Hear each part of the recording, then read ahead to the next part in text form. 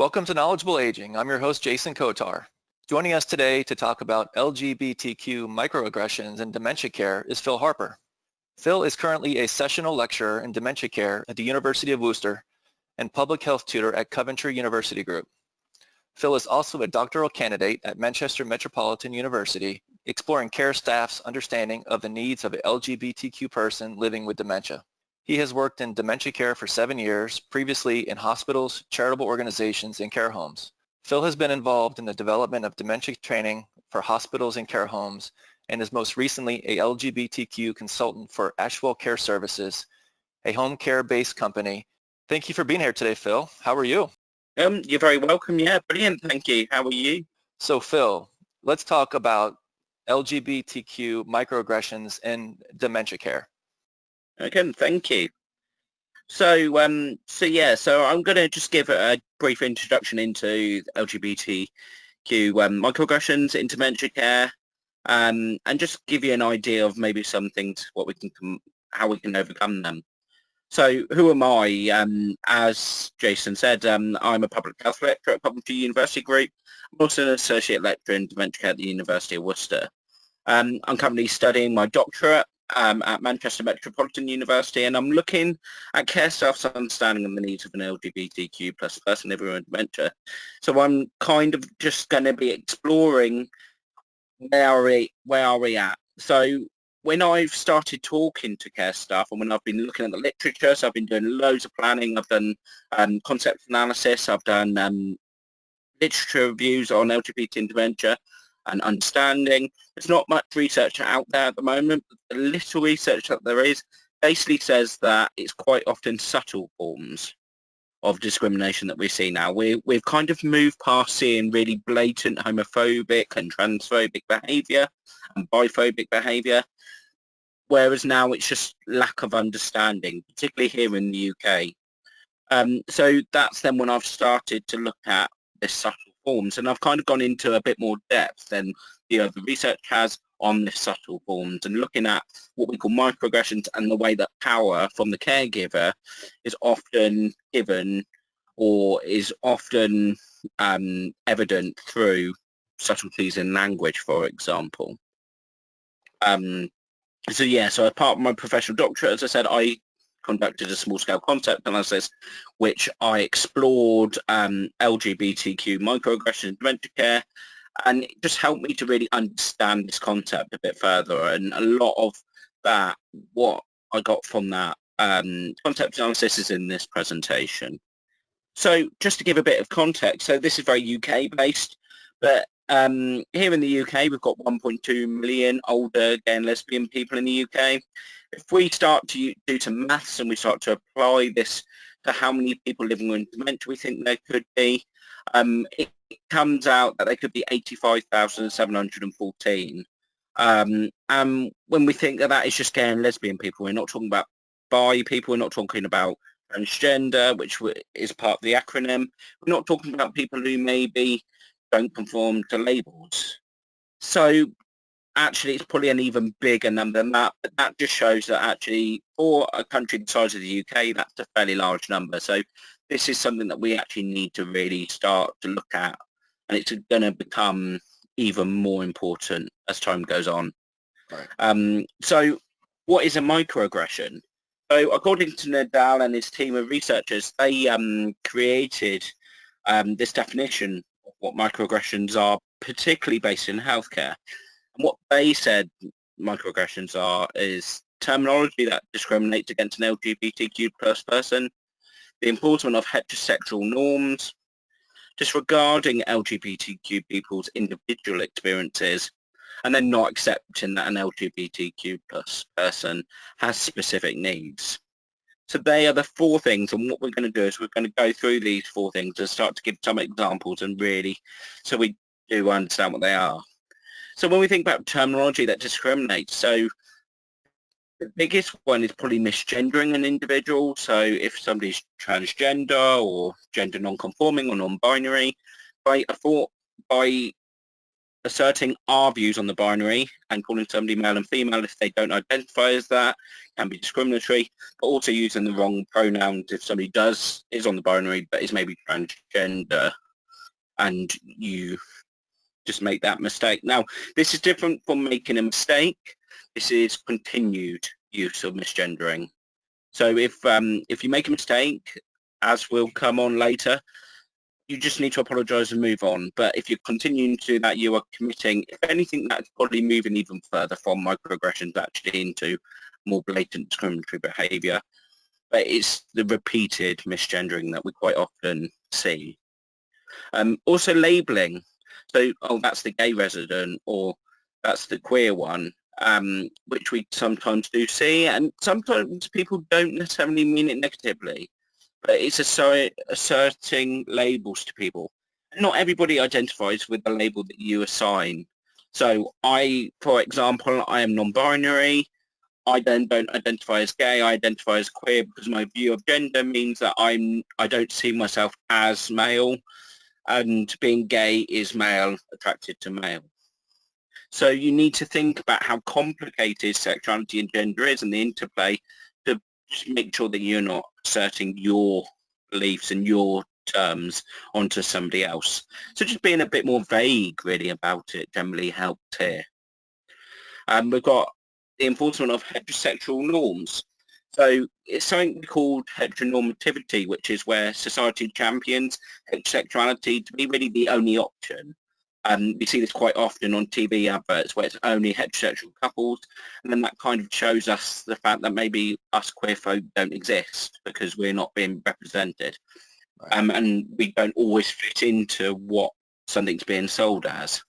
In a care environment, a really good example is that the fact that if somebody's admitted, let's say a male is admitted, and you ask, oh, have you got a wife straight away, automatically? And I've fallen into that trap of doing it.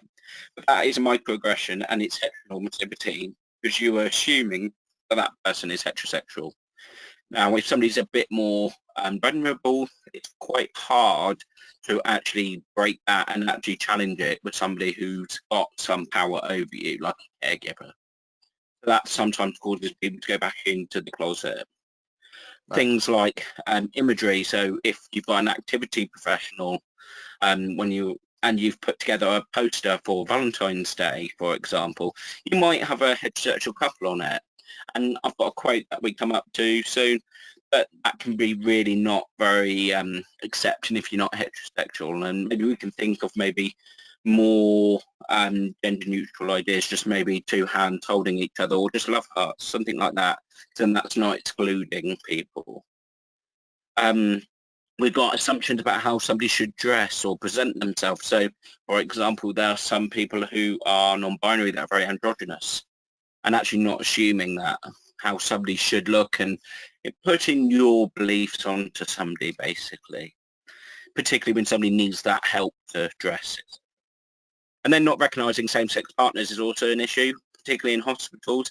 Quite often here that somebody's just seen as a friend and not actually the loved one, which can have a negative impact and doesn't make it welcoming then for the partner to actually visit either. And then the next definition or category is disregarding LGBTQ plus people's individual experiences. So we quite often hear, and this is more from the doctor's side of things, that I do hear that people think that they know best over the person who they're actually treating. So I've heard a lot that doctors take trans people off hormone treatment due to polypharmacy. They're like, oh, well, they've got dementia, they're quite unwell, they don't need this because then they've got too much medication. Whereas actually that's not valuing that person and what's maybe important to that person. It's kind of also an over-reliance on the medical model that we're not thinking of that person's social needs either. We've also got respecting the wants of an individual. I put here, ask queer folk love a flag. And if you've seen the LGBT community, we've got a flag for pretty much everything. And what you've got to think is sometimes those flags are really important to us. So if we're in a nursing home or care home, we might want to have our flag up on the wall, which our heterosexual peers might not have the same type of thing. So understanding that actually we hold things a bit differently I will hold things as important, definitely, to heterosexual people possibly. Next, we're going on to accepting that LGBTQ people have specific needs. So a bit like what we've said before, sometimes health professionals disregard LGBTQ people's needs, and this is all particularly evident when somebody's got dementia and maybe their voice isn't heard as much and it's disregarded a lot more. People living with dementia are quite often disregarded as confused, unable to communicate, which quite often is wrong. But unfortunately, that makes somebody a bit more vulnerable to all of these things. We've got also appreciating that an LGBTQ plus person quite often has more difficulties. So in the UK, it was in 1967 that homosexuality was decriminalised, but it wasn't probably till about the 90s or 2000s that it is really starting to be accepted as being okay. So what we've got to think about is older people might, particularly with dementia, might drop back to a previous time where being their authentic self, they'd maybe get a beating, they would maybe go into prison, have really negative societal beliefs. So we've got to sometimes think that actually this person needs a little bit more help. Also, when we think about memory lanes, I see a lot of care homes, nursing homes, particularly dementia specialist ones that have a memory lane, a reminiscence corridor that has all previous memories and brings back memories as you walk down it. Now, these are quite often memory lanes, the main corridor up to the dining room, for example. Somebody who's LGBTQ, that might be an awful experience walking down there, bringing back really traumatic beliefs or experiences. Now, I'm not saying we shouldn't have these reminiscence areas, but maybe not the main corridor that everybody has to walk down. That's not very person-centered. Maybe have a corner that everybody doesn't have to go past to have that area, because reminiscence is fantastic. It is a brilliant tool, but not for everybody. Right. Accepting that people might have a family of choice and their biological family might not be a preferred next of kin, because sometimes people are estranged from family, particularly if they're LGBTQ+. Right. When we think about capacity fluctuating, we need to make sure that the people who are really important to somebody are making the decisions, because I've heard, again, with the doctors about taking people off hormone treatment, an next of kin who may be a daughter who's become estranged will say, yes, please take her off. And actually, that's not taking that person's best interest. So we need to start thinking about care plans, what we have over a lasting power of attorney, things like that, where we can assign that people look after us when we need it. And it might not be biological family.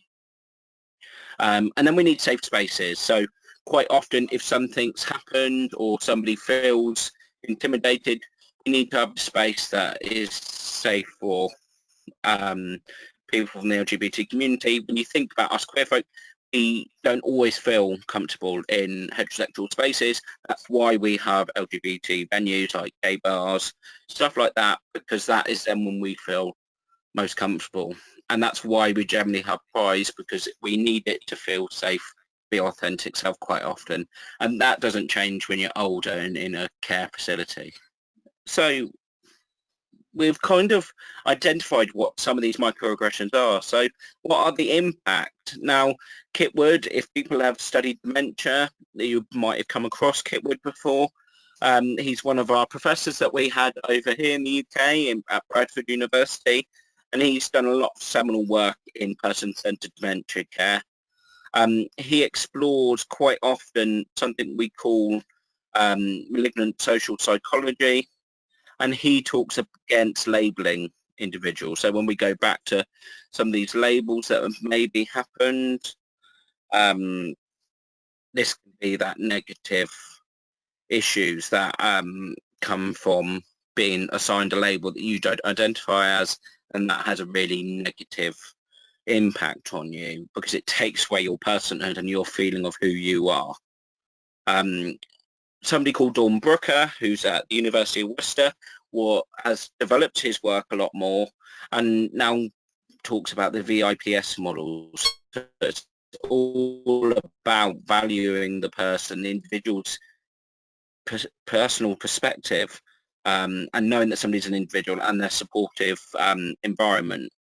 And when you think about all the things we've been speaking about, it's all about these things, about valuing that that person is an individual. They're different from everybody else, trying to take their perspective and trying to make an environment as supportive as we can. When we think about heteronormativity and environments, we need to think about how these environments can be supportive. And this can be physical environment, but it can also be an environment that healthcare professionals and people make. And we need to ensure that somebody doesn't feel banished. So when you think, if you don't feel like you fit in somewhere, you do feel banished, you feel like an outsider. And if something's set up to not include you, like a heteronormative environment, and if you are not heterosexual or cisgendered, you do not feel comfortable there, so you feel banished. And that takes away your feeling of personhood, and it can make you feel really lonely as a person. So Foucault, who's a sociologist in France, speaks a lot about how we self-govern ourselves. And this is really important because we've got something called internalised homophobia and transphobia and biphobia. It's internalised prejudice. And these things can be quite detrimental, particularly to an older person. When we think about how in 1967 it was only then that things were decriminalised, people have a lot of internalised prejudice against themselves because they've been told a lot of their life that things are wrong. So what Foucault says is, this picture here, we've got this Panopticon and we've got the central watcher. So everybody in society is somebody who's in one of the cells as it goes around this circular Panopticon. And society is also that central watcher. So that central watcher is enforcing societal norms. And because we can be watched at any one time, but even if we're not being watched, we do regulate our behaviour because somebody could be watching us. And this is an analogy of society and how we then start to internalise self-regulation, even when we're not being watched, because we could be watched, and that fear of being watched. And what you've got to think also is other people who think they maybe are looking out for you might start regulating you too. So these are things. So we need to really start looking at targeting that central watcher. So if we can target and change the societal norms that central watcher is enforcing on society, people can maybe be their authentic selves and stop regulating themselves as much. Another really interesting approach as well is the humanistic approach to being LGBT. So Carl Rogers, who is one of the founding people of client-centered therapy and person-centered care. He was a counsellor, and he quite often talked about three core conditions of empathy, unconditional positive regard, and congruence. So we're thinking about how we can really put ourselves in somebody's shoes to have empathy, really care for somebody and actually be truly caring and loving with that unconditional positive regard, and being fair and genuine and anti-discriminatory really with that congruence and being genuine with what we're trying to do. Now, what Carl Rogers often says is that unconditional positive regard is one of the most important things. And often some people have a conditional positive regard. So they have this conditional love. And when you think about a good example outside of LGBT is some families really want their kids to become a lawyer or a doctor. And then that kid then thinks that if they don't get good enough grades, they don't become that doctor or that lawyer, they don't think that their parent will love them. Now, or love them as much. Part of this could be true, but it might not be true, but that's the perceived feeling that person has because they've got this condition put on them. And being LGBT is exactly the same. Quite often you think because of heteronormativity that my parent or the people important to me will only love me if I'm straight or cisgendered. So and as I said, it's not always true, but you develop this kind of internalized complex within you. So when you are being cared for, when you access services, you need extra unconditional positive regard from the counsellor, from the healthcare professional to actually make you feel comfortable and make you feel like this isn't conditional. Because society creates this whole idea of conditional positive regard due to heteronormativity.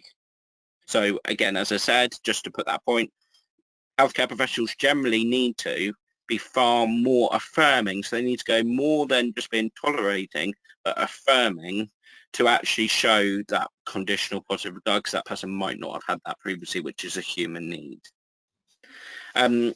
Another theory from Kitwood is his flower of love, which he says everybody needs love. Now, to feel love, we need to feel comfortable, so we need to feel like we enjoy being where we are. We need to have our identity respected, so being LGBTQ, having that affirmed is important.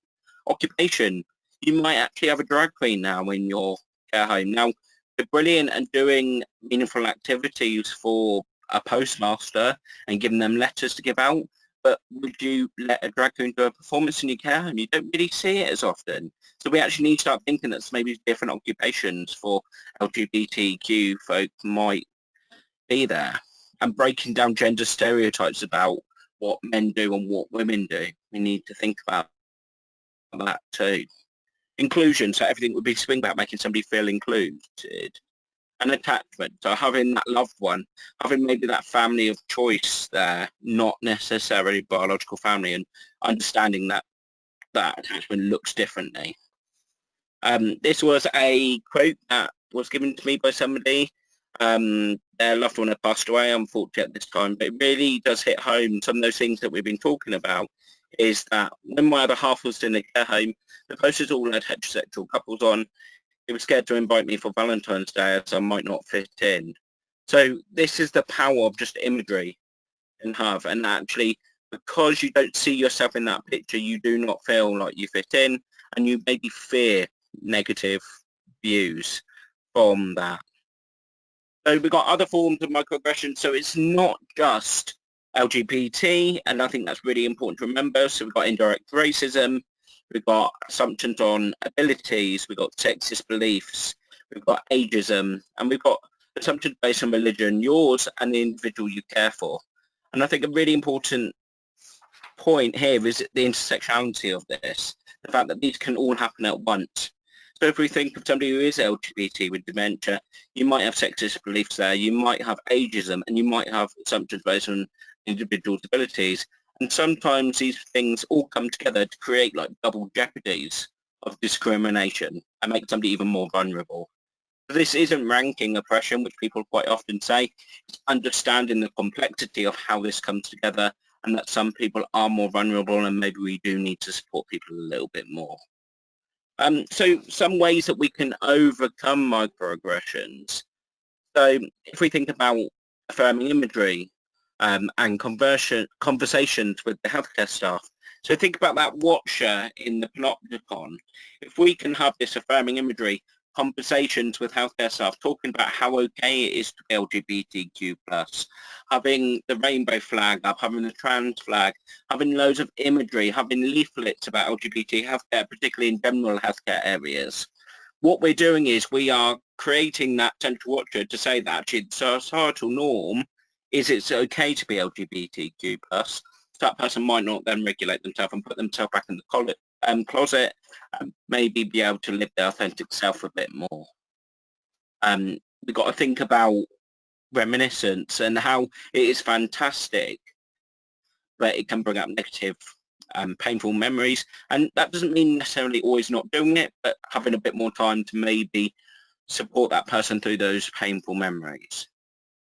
Also thinking about that memory lane and actually its locations, and not having it the place where everybody has to walk up and down to them. That's maybe not appropriate and person-centered. Talking about pronouns the norm. So quite often people struggle with pronouns only because it's not been the norm. It's not, people generally don't have an issue. People just say, oh, I shouldn't have to do that. And that really comes from just it not being the norm. So let's make it the norm. Mm-hmm. Creating safe spaces. So having maybe a room where, a small room, that's not just LGBT, but a safe space where anybody can go to if they're feeling distressed, for example. That's not just their bedroom. hosting LGBTQ intergenerational projects. So your local LGBT charities or organisations would probably love to do this. I know all the ones in the UK over here are starting to now go into care homes and actually really trying to bring this link. And it is really fantastic to see, because we know intergenerational work really does benefit older people. Providing dementia literature and support in LGBT settings. So important is actually reaching out to these LGBT communities as well and saying actually what could be happening when people get older. Do they need legal power of attorney? Do people need to put an advanced care plan in place? Because the LGBT community, we haven't got a clue. We are not generally included in a lot of things. So actually maybe getting solicitors to go in and talk, getting leaflets out to the LGBT community is really essential to help them to plan for the future. And it just showed up this linked up working, and you can benefit each other. Need to think about, just become more aware of the needs. We need more training, particularly around advanced care planning, last and current Tanya said, but even healthcare professionals need that training, not just the LGBT people, to actually understand that this might look differently, this form might look differently to a heterosexual form, for example. And also when caring for somebody who's LGBTQ with dementia, and generally we need to just make sure that we're not enforcing our norms. So, for example, cisgendered people generally fit quite well onto the binary, which is absolutely fine, but some queer folk don't. So not enforcing our norms onto somebody else is really important, and sometimes religion comes into that too. We also need to be self-critical about what we need to learn. If we don't know something, ask. And that is absolutely fine. And I think that's what we need. We need to try and be a bit more humble and actually know when we haven't got the knowledge on something and ask and try and find it out. I thought this was a really fantastic infographic that I saw online, and it says about how to be an ally. Now, this is actually based on race, but I think it fits with being an ally with any minority or protected characteristic. When we think, know your intent versus impact, so take responsibility for the impact you had. Okay, yes, you might not have meant to upset someone, but if you've upset someone, own that you've upset someone to a certain degree. Let down your defences then, apologise and learn to be better. So don't be over defensive, because then that can come across even more oppressive, and you're then not listening to somebody about what they want. Apologise, move forward and educate yourself. And that's what this says, and I think that's a really important and a really brilliant, concise way of being a good ally to anybody, really. And then this, I think this is one of the last slides, yep. Is just some fantastic work that's going on here in the UK, and hopefully in other countries similar stuff might start happening. We have a lot of prides in care homes. We have a charity called Opening Doors London, which is an older LGBT charity, and they're brilliant. We've had summits. I've worked with Aging with Pride in Birmingham. We've done a lot of intergenerational stuff. We've got charities that are doing a little bit of work around LGBT and dementia. I've helped to develop here in the UK a qualification, level 2 qualification, that's been adopted by a lot of people in LGBT healthcare. So it's really starting to move forward, but we've still got a long way to go, and more training is definitely needed. And Phil, we've got a couple of screens here of references, which you were so gracious to provide those. So for individuals that are watching this, you know, we're going to obviously have this online, and you can go through a lot of these references. You know, really good information. Phil, I've got a few questions, if you don't mind. Yeah, of course. First question, what can you do when another resident or patient is discriminatory to an LGBTQ person? Okay then, yeah, so the key there is having that safe space, really. So it's bringing that person to that safe space, but making it clear that that person's not being punished, because that's the difficulty. Unfortunately, if the other person has got dementia, we know a little bit about neuroplasticity. Telling somebody off as such won't work. somebody generally won't learn what behaviour is right or wrong. They might be back in a time then where that was accepted behaviour. But what we need to do is protect that individual that is maybe receiving the discrimination. So bring them to the safe space, but reassuring them that actually we're bringing you to a better place, and just making it clear that that person isn't being punished. And that's a key thing, because then that person won't feel like that societal norm is what's going on is right. So telling that person what she said was wrong. We do not believe that here. That goes against everything here. And we're just going to bring you to a better place. It's just making that, essentially watching that Panopticon show that actually it's fine to be LGBTQ. Okay, questions are rolling in here, Phil. How do you address someone if you don't know how they identify? I would suggest just staying gender neutral, but just ask. It's that being open and just asking, because we do that anyway in dementia. We're like, oh, how would you like me to call you? And we do it anyway, because sometimes the older generation, particularly here in the UK, don't like to be called their first name. Sometimes they like to be called their middle name. If they've been in the army, they like to use their rank within the army, and they like to be known as that. So we're quite good at doing that. So I think when we think about gender, just saying, oh, how would you like me to call you? And that quite often then is important. But you could also start, if somebody's a little bit less verbal, you could just be a little bit more gender neutral and vague, and kind of deduce where somebody is at and what they feel comfortable with. Very good. Let's see. Other question is, do you think LGBTQ affirming can reduce agitation? Yes, I do. I think if we think about that memory lane, that's quite often something. Previous memories and painful memories can quite often cause agitation. It can cause upset, distress. And then quite often people get put on antipsychotic medication because of that, whereas actually maybe it's just not a supportive environment. So things like that, making somebody feel valued, somebody feel like they're loved, quite often reduces agitation and can quite often make somebody feel less anxious. So yeah, I definitely do. Okay, well, good. Well, Phil, lots of really good information. Once again, I thank you for your time. So how can people find you? Because I'm sure that people want to reach out to you with some follow-up. So yeah, on this front slide here, you can see you can find me on Twitter, on LinkedIn, and you've then got my Coventry University email there, and you're more than welcome to email me with any questions or anything I can help with.